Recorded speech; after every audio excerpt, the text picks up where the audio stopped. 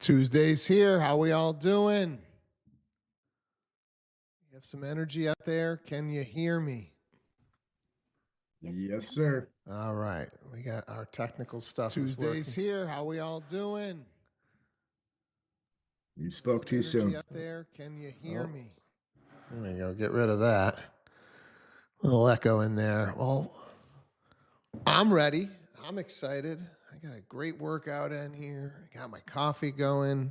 Gonna have a good show today. Anybody have anything in particular? Who got a win maybe? We get an offer accepted over the weekend. Maybe we can talk kind of through what might have happened, especially if you had something unique going on. Anybody get something accepted? It'd be just good to chat through.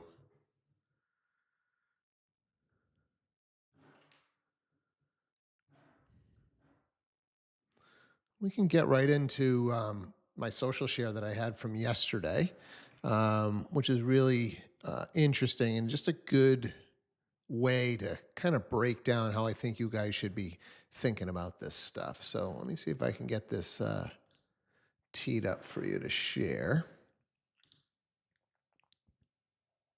You guys seeing my screen? Somebody give me a thumbs up. We're seeing the share. All right, beautiful. And for those of you who are on the Zoom live, there are two versions of me. One, you're just going to see me speaking into a mic, and one, you're going to see my screen share. You're going to want to pin the one that is my screen share, but you should see a jacked gentleman with a school shirt on. This is Mr. Alex Hormozi. I got a chance to hear Alex live, and I followed him online quite a bit.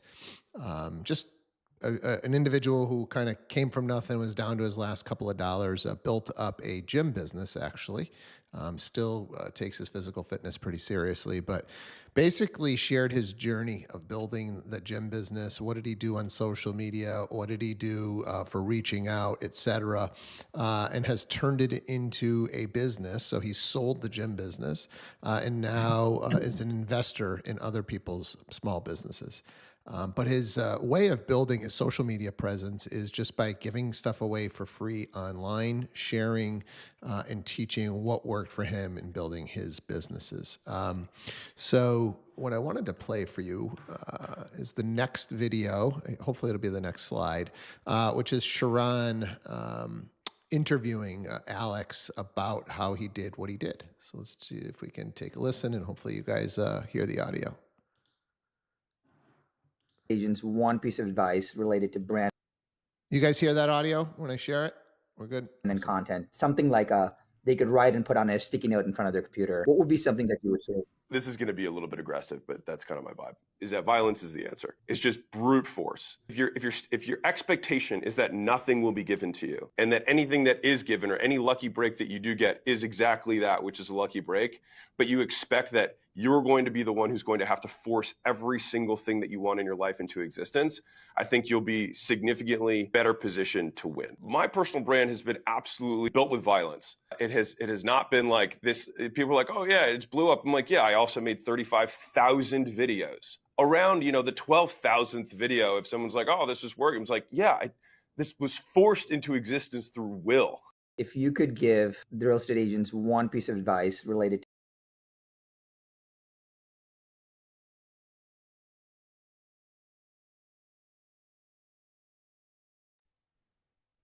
We cannot hear you right now. We lost you, Steve. Yeah, I'm back.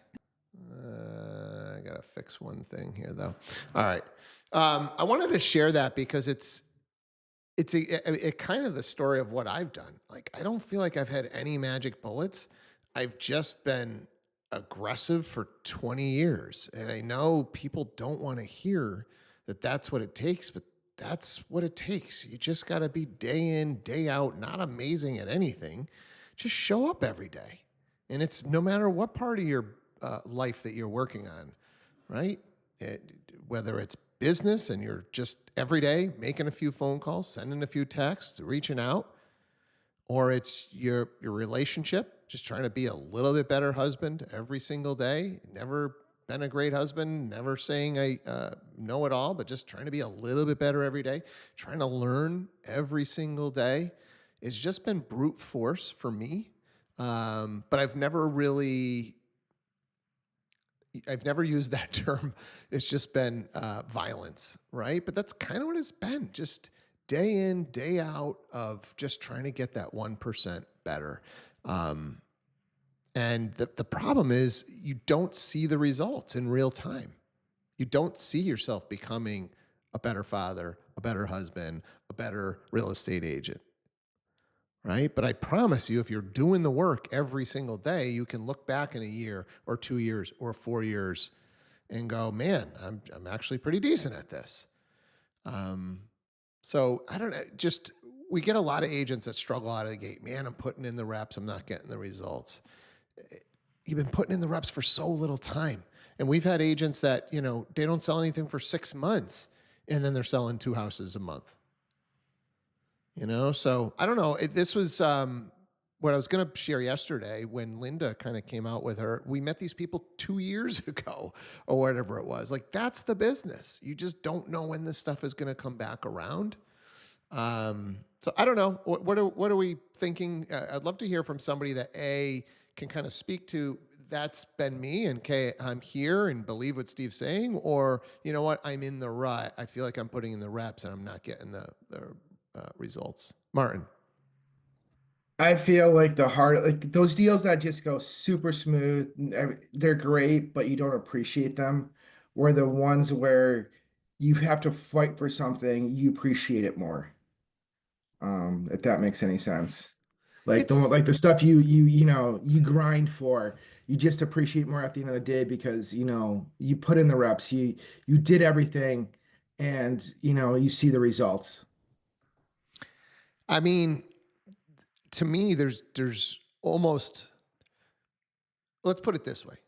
I've been doing a lot with the brain and the dopamine and how we perceive happiness or, excitement, etc. If somebody were to hand you the deal, maybe that excitement lasts a day. You earn that deal, maybe it's a week or a month, right? So just that good feeling lasts a little bit longer. But remember, all of it fades. All of it fades away. It doesn't matter how big the goal is or how big the prize is, it's gone in an instant. That instant, again, it could be a day, a week, a month, but no matter what, so we got to be, where I'm trying to get, we got to be very careful with like goals and achievement. Because I promise you, if you think about or think back to any kind of goal that you've set and then you hit it, how long did the high last? It doesn't last very long. You got the new car. How cool was it to have the new car and for how long? Until it's just 4 tires that are getting you around. So, and this is why we talk about really trying to enjoy the journey, enjoy what you're doing every day, because you're never going to make it. You're never going to get something and just, oh my God, I've arrived. It's, for the experienced agents on the call or just the more experienced older people in general, somebody chime in with what you're thinking, what you're hearing, because I think this is a reality, especially for the younger generations, of understanding doesn't matter what you get.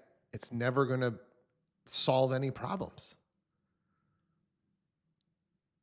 Linda. Yes. So, Jeffrey and I really experienced this big time, about a year and a half ago when we finally broke made the decision that, yes, we're moving to Florida. And it was very, very hard to leave our business that we had worked so hard to build in Naperville for several years. So when we came down, our database was literally my mom, my sister, and my aunt. And you can only sell them so many homes, right? So, we basically were starting from scratch again.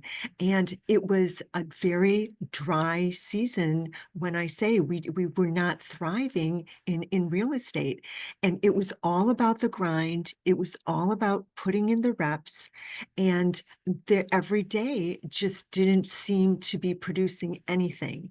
And so we really had to stay focused on what we were doing, why we were doing it, and having faith that if we do the work, it's going to start producing fruit. And you really have to almost have a visualization in your mind of planting seeds in the ground, nurturing, watering, fertilizing every single day, doing everything that needs to happen for those seeds to grow, to help stay grounded in the fact that you have to have faith, right? And faith is belief in the things that have not yet been seen.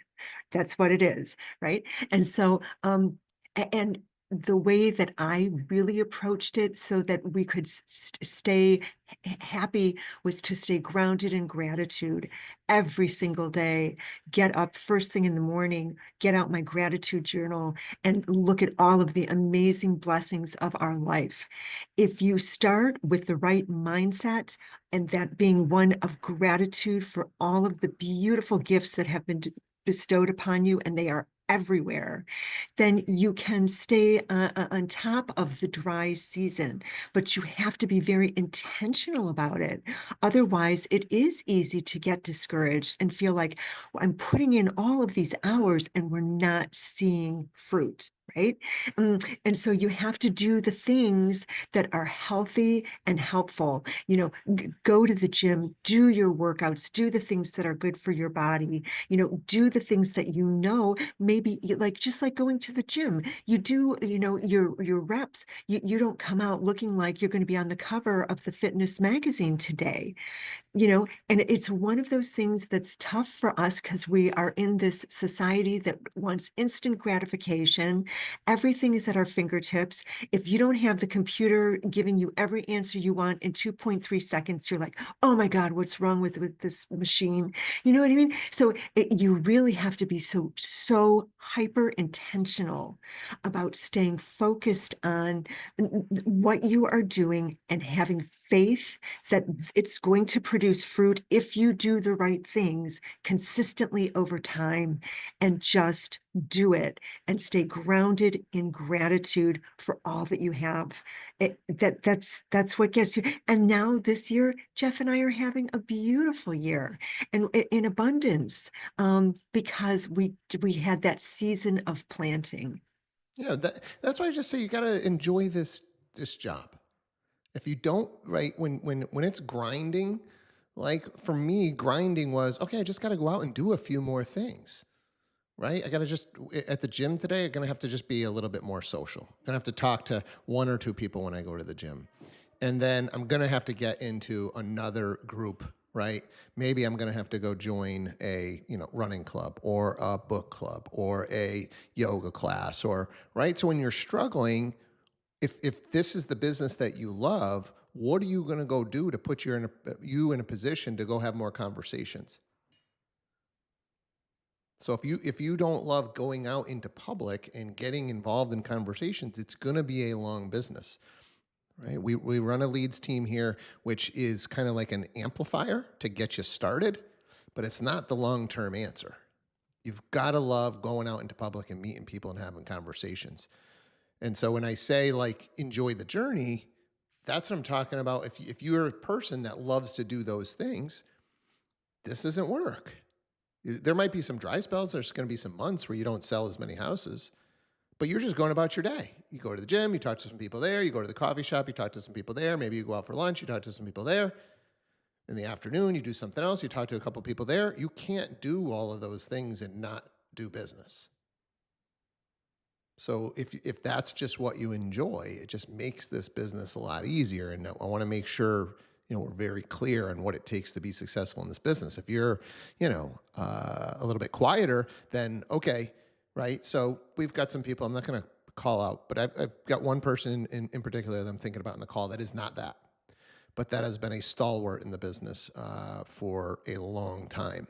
So there are other ways to do it, right? But you better be really good at your email marketing. You better be really good at your social media. You better be really good at postcards. You're going to have to do something else. If going out and talking to people isn't your jam, then some other way, right? So maybe just, hey, you know what? I never leave my house, but I love posting on social. And that is going to be the way that I talk to a lot of people. Right? So there's some other ways to do it. I just think generally the easiest way to do it is just you're the person that just goes about your day and has more conversations. any other thoughts on this topic, or somebody that's just kind of struggling with it, or somebody just wants to add? Steve? Yeah. Um, So I went to a Larry Kendall Ninja installation several years ago out in Colorado, and he's just beyond brilliant. And he was talking to this point for people thinking when they get in the business that there's only one path to the success, and how it's really all about you being authentically who you are, and using those gifts and talents just to the fullest, and just in a very organic and authentic way. And so he spoke specifically about a young man who had joined the company who was just doing an amazing amount of business. And so Larry wanted to pick his brain and find out sort of what is your secret sauce. And so he was asking him about, are you doing these postcards, and are you doing this, whatever the things that you think you have to do in order to be successful. And he said, Larry, no, I'm really not doing any of those things. That doesn't feel comfortable to me. That just does. And so he said, well, talk to me, tell me what it is that you do. Because the guy couldn't put his finger on what was giving him the success. Well, it turns out that this guy absolutely loves sports, and he's got sort of this network of friends, and he and his wife would host these gatherings at their home, that's set up for sporting events, and just have people over to watch these events on their big screen or whatever. And they of course are having food and beverage and all this stuff. And this was where all of his business was coming from. Just him being able to enjoy a Sunday afternoon with his friends, being casual, just talking life, and just living. And he said, oh my gosh, this is brilliant. So it was just from hosting these events. So I think that it's really important for people, not for realtors, not to get into a mindset of that they have to be pigeonholed into doing these exact things, that this is the way to do it. Because if you engage with people at your, like, we know a man who he got all of his business through his through church, when he started in real estate. So if you are in some sort of a group where you're just so organically present and authentic, that that's great. It's whatever your jam is, it's who you are. It's just pouring yourself into who you are and those relationships that are the most comfortable for you. I'd love to hear, does anybody have just something like a just a little bit different outside the box that, hey, you've gotten a deal or two from? They're like, didn't even realize I could, I was just kind of doing it because I enjoy it, and I've gotten a deal or two from it. Just to maybe just spark some ideas for people. Anybody want to just share? Just think about where your past few deals have come from. Where are they coming from? Something that we haven't mentioned yet.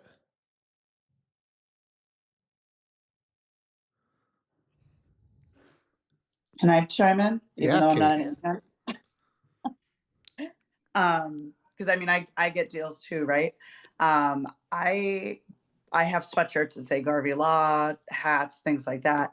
And it's amazing how many times people are like, "Oh, what kind of law do you do?" Which turns into, "Oh, hey, I'm looking for a real estate attorney." So sometimes even not even really trying, just simply wearing a shirt that has your brand on it has gotten me a lot of deals, which has led to other deals as well. And you're not, like, honestly not even trying them in the grocery store, grocery shopping. So wear those real shirts, I guess. Yeah, I think that's one of the easiest ways. I remember standing in line at like a 99, my Century 21 logo, and somebody's like, "Oh, you do real estate?" Yep. Flew off.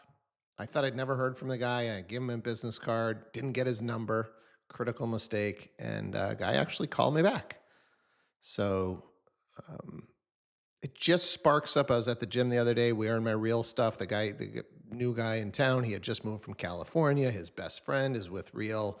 She runs a team out there. So we chatted that up. And it looks like the in-law might need something to sell out here. So just going to the gym in the morning. I didn't even talk to the guy. He talked to me. So just putting yourself out there, wearing the gear definitely can help in this business. Kate, did you have anything just legal wise that you wanted to chat about? We got a few minutes left and it is a legal Tuesday here. It is a legal Tuesday. I actually have an interesting story, but I'm going to save it until after we close because I don't want to jinx anything. Okay. So I'll hold on to that. But I had an interesting back and forth with an agent this morning, actually. And it's about like scheduling closings. I know every attorney does it differently. But I think, especially if your clients are buying, selling first day, to verify with all parties involved when this is closing. I happen to send out an invite and I include the agents and the lenders and the other side and everybody so they can see that I at least got it scheduled. And I don't do that until everybody's on board and we know that we're closing. Because sometimes I think that people, just because we have a clear to close doesn't necessarily mean that we are closing on that date. Sellers may need another day, buyers may need another day. I have a deal right now where my buyer is selling in New York and I had to orchestrate with the New York attorney. So this is kind of just a reminder that when you're closing, make sure you verify, with your attorney, with everybody, that it is in fact actually closing, and don't just make assumptions. Just because people will start booking, moving trucks and all that kind of stuff, and it can be, costly to your client if they're not closing on the day that they thought they would. So I guess that's just kind of my reminder, just to verify with everybody that it is in fact closing. Yeah, well, you dropped a little nugget in there that I think we take for granted as agents. Like the sellers, they could have movers, they could have packers, they could be renting a truck. Like all of those things, if we get the date wrong, now they got to make all those calls again and change all of those things. Mhm. Right? So as early on in the process as possible, working with all the parties, like Kate's saying, to just set a date so that then the sellers, it just takes a little bit of stress off of them that they can then line up all of those people. So just be cognizant. It's a lot of work from the sellers, depending on how much they are depending on services versus doing it all on their own. And then still setting the expectation with the sellers and the buyers, it could move a day. Yeah. Right? Hey, we're a week out. Talk to all parties. Looks like we're good for next Thursday morning, 10 o'clock. Let's line everything up. I'm just letting you know, something could come up and we could have to move it back a day, up a day. Who knows? So always setting that expectation that it could move. Yes. Anybody have a story around that or something else to think about on a closing date, setting a date, what you're scheduling? I can And share just- something. Oh, sorry. Go ahead, Kate. That's right, Adam. I also think too, when you're rescheduling, if you have to do an extension, if you're rescheduling for the end of the month or something, be prepared for an attorney to be like, I've said it before, hey, I'll do my best, but I have 8 closings technically scheduled for the 30th. You know what I mean? Just be cognizant of the closing dates too, that you're pushing it to. It's not the end of the month. It's not a long weekend, things like that.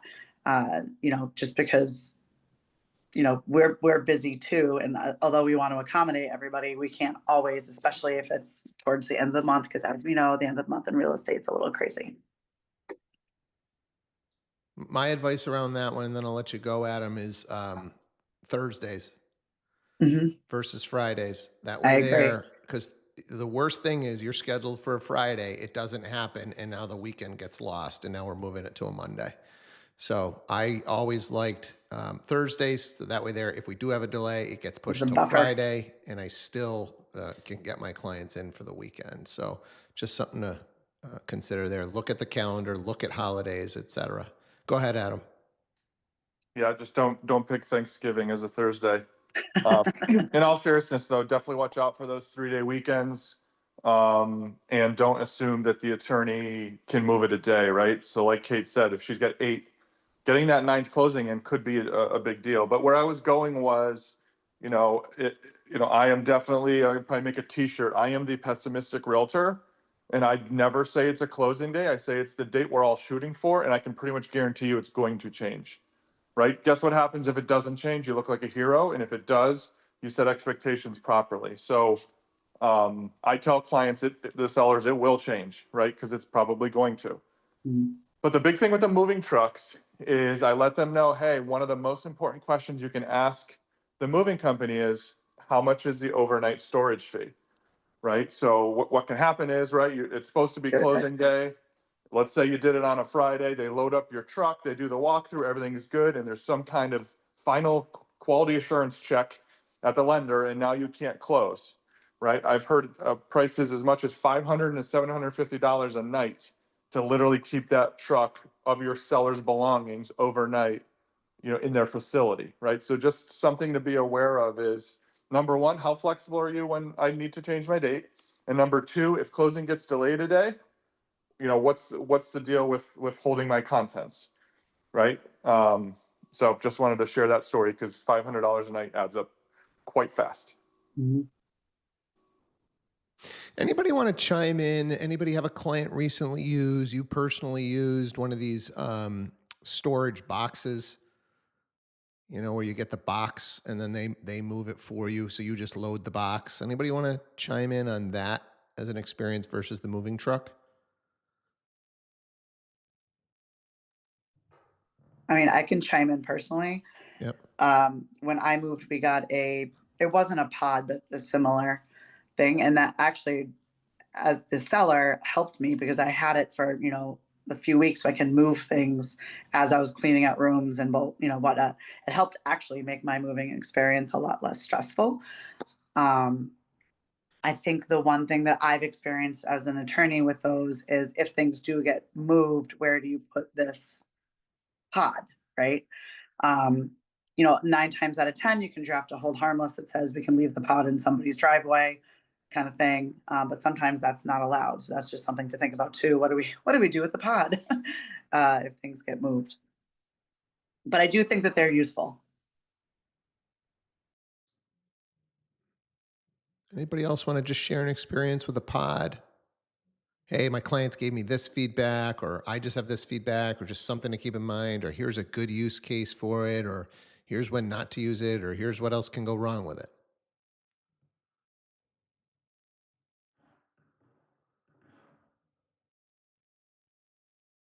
All right, nobody wants to speak about pods. Maybe we're not. I can share a little bit, Steve. I mean, basically the way I looked at it when we did the pods was, every time they touch it, they charge you, right? So just to get it to your house, they're going to charge you $175. Just to move it from here to their storage facility, if you don't know where you're going, $175. To move it from the storage facility back to your house, $175. And that's all on top of the monthly fee that they're going to charge you, whether it's climate controlled storage or outside storage. So the good news is that it's very easy to understand what your costs are going to be by month. And obviously, if you have an idea of what you're doing, like if you're moving from house to house, it's going to be less than if you're moving from a house to house and have a week gap, because they need to send it to their storage facility, drop it. Every time basically a truck's got to pick it up, they're going to charge you. So, I mean, from a convenience factor, they're fantastic, but they're definitely expensive. Yeah, I think that's definitely what I heard, when Kate was making the description of her experience, right? Like, it's a nightmare when you've got a moving truck and you got to load it all up and you're beat, and now you got to you get to the other place and now you got to unload everything, and now there's crap everywhere, versus if you can afford it. So just, again, another tool in the tool belt to make sure your clients are aware, hey, if you don't want to go through that hassle, it's going to cost you a couple extra bucks, but we can just leave this pod and you guys can unload it at your pace, right? Maybe on the first day, it's a long day. Just get the stuff in there so you have a place to sleep. And then you guys can kind of chip away at it. So just, make sure your clients understand the option. Any final thoughts on the pods or moving trucks or closing date? All right. Cool. Well, hopefully there's a couple of nuggets for you guys today. Appreciate everybody jumping in and sharing. Kate, as always, thanks for joining us on Tuesdays. We'll do this again tomorrow. Have yourselves a fantastic Tuesday. And yeah, hopefully you guys those of you who are still negotiating deals can put a couple together from your weekend work. All right, take care. We'll talk to you tomorrow. Thank Have a you. good one. Thank you. Bye.